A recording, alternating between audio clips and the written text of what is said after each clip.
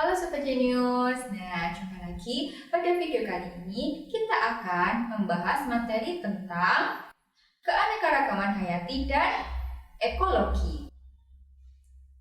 Materi kali ini merupakan materi yang sudah sangat tidak asing lagi bagi kehidupan kita. Kita sudah belajar materi ini sejak kita duduk di bangku sekolah dasar. Aplikasi materi ini dapat dengan mudah kita jumpai pada kehidupan sehari-hari mengenai keanekaragaman hayati, terutama makhluk hidup. Berikut ini terdapat contoh soal. Berikut terdapat contoh soal dari UN Biologi tahun 2018. Dalam sistem pengelompokan tumbuhan, ada beberapa macam cara tergantung dari cara pengelompokannya. Kelompok tumbuhan di bawah ini yang merupakan keanekaragaman tingkat jenis dalam suatu genus adalah A. Aren, kelapa, pinang. B. Lengkuas, jahe, kunir. C. Kacang hijau, kacang tanah, kacang panjang. D.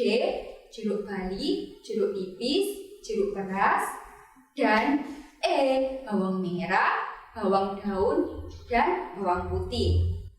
Berdasarkan uraian pilihan jawaban yang telah disampaikan, kira-kira jawaban yang paling tepat untuk soal tersebut adalah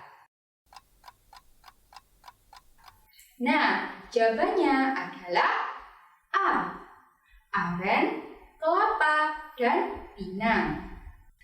Pada keluarga palem-paleman, pada saat masih muda memiliki bentuk fisik yang mirip atau serupa. Tetapi pada fase tertentu, perkembangan mulai menunjukkan adanya perbedaan. Sehingga pada saat fase dewasa sudah jelas memiliki perbedaan di antara masing-masing tumbuhan.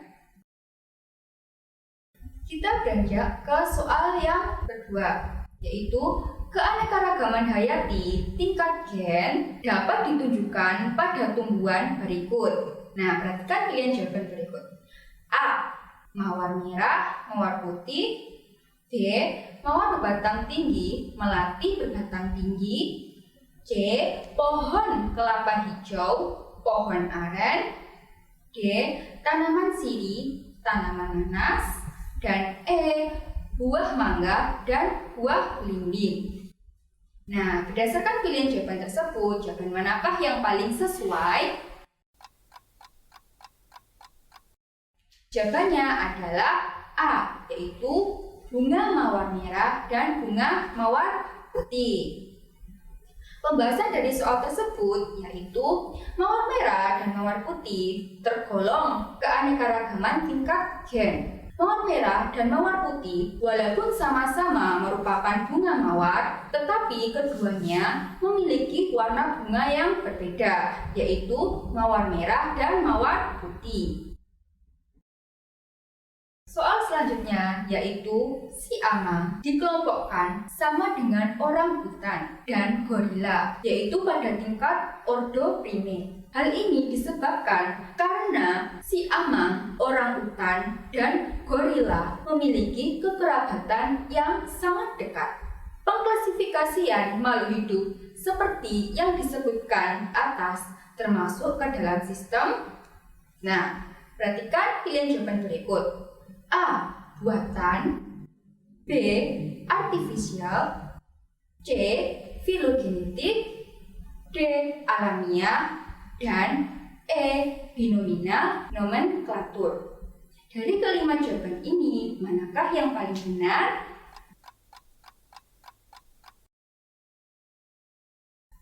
Jawabannya adalah C. Filogenetik. Pembahasan dari jawaban soal tersebut, sistem pengklasifikasian makhluk hidup terdapat 3. Pertama, sistem alamiah. Yang kedua, sistem artifisial atau buatan. Yang ketiga, sistem filogenetik. Pada sistem alamiah merupakan suatu pengklasifikasian makhluk hidup berdasarkan banyak sedikitnya persamaan antara sifat dan morfologisnya. Misalnya harimau, kuda, badak, sapi termasuk hewan yang digolongkan dengan hewan yang memiliki 4 buah kaki. Nah, yang kedua yaitu sistem artifisial atau sistem buatan, di mana pengklasifikasian makhluk hidup berdasarkan struktur morfologis yang dilihat, terutama alat reproduksi dan habitat atau tempat tinggal. Contohnya, tanaman dapat digolongkan pada golongan tanaman berdu, tanaman semak, tanaman berkayu, dan tanaman air, serta tanaman darat berdasarkan tempat hidupnya. Sistem filogenetik yaitu pengklasifikasian makhluk hidup berdasarkan jauh dekatnya hubungan kekerabatan antar takson yang ditinjau dari perkembangan filogeninya. Contohnya ya, si amang dan orangutan lebih dekat kekerabatannya dibandingkan dengan si amang dan kucing. Nah, untuk lebih jelasnya, simak pembahasan soal berikut ini. Hutan bakau, sawah, kebun, sungai, terumbu karang, dan laut merupakan contoh keanekaragaman hayati tingkat A. Gen, B. Spesies, C. Ekosistem, D. Populasi, dan E. Individu. Nah, berdasarkan pilihan jawaban tersebut, pilihan jawaban manakah yang paling tepat? Nah, jawabannya adalah C. Ekosistem. Nah, pembahasan dari soal sebelumnya, yaitu interaksi antar makhluk hidup dengan lingkungannya membentuk suatu ekosistem. Dengan keanekaragaman kondisi lingkungan dan keanekaragaman hayati, maka terbentuklah suatu keanekaragaman ekosistem. Hutan, kemudian sawah, kebun, sungai, dan laut merupakan contoh dari suatu ekosistem. Soal selanjutnya yaitu sekelompok peneliti melakukan pengamatan terhadap perilaku sekumpulan harimau Sumatera atau Panthera tigris sumatrae. Pengamatan yang dilakukan oleh sekelompok ini dilakukan pada tingkat, perhatikan pilihan jawaban berikut. A. Ekosistem, B. Komunitas, C. Populasi, D. Individu, dan E. Bioma. Nah, dari pilihan jawaban tersebut, jawaban yang paling tepat adalah D. Komunitas. Nah, pembahasan dari uraian soal tersebut yaitu individu merupakan suatu organisme atau satu organisme yang terdiri dari satu makhluk hidup. Kemudian populasi merupakan kumpulan dari makhluk hidup yang sejenis. Kemudian komunitas merupakan kumpulan dari berbagai jenis makhluk hidup yang mendiami suatu ekosistem. Kemudian ekosistem adalah suatu sistem dalam lingkungan baik berupa abiotik maupun biotik, serta memungkinkan terjadinya suatu interaksi antara kedua komponen tersebut. Bioma merupakan zona di bumi yang dipengaruhi oleh iklim, sehingga memiliki ciri khas flora dan fauna.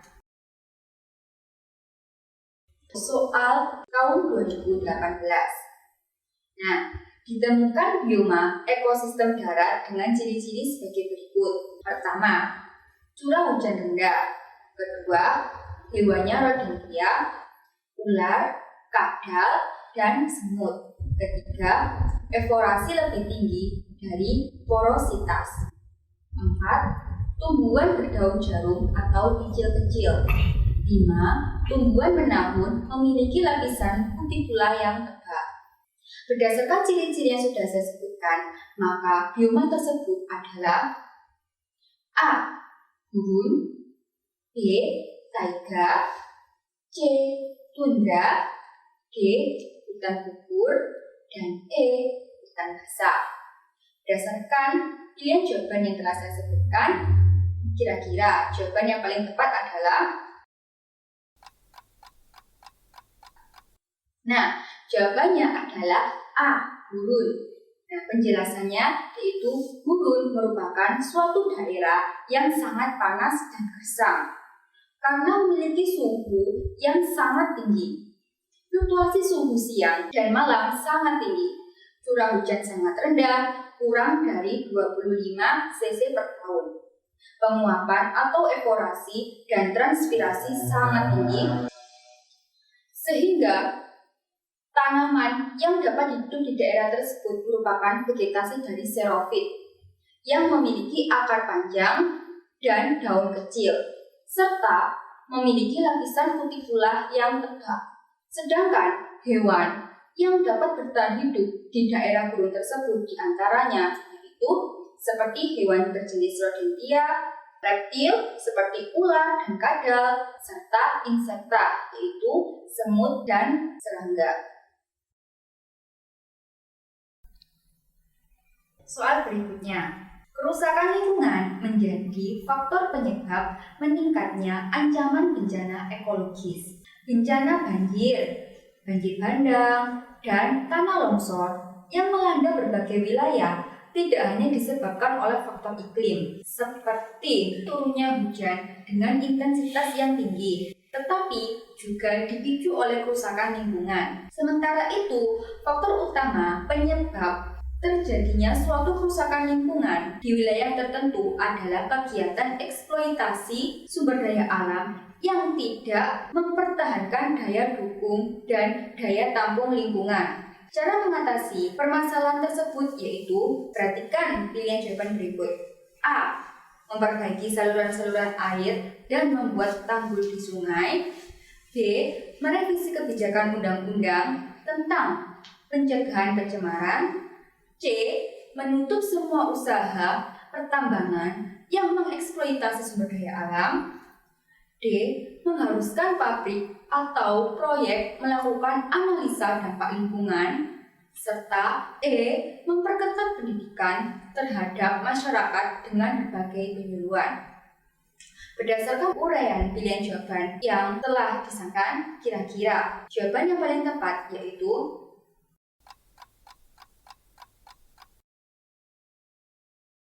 D. Mengharuskan pabrik dan proyek melakukan analisa dampak lingkungan.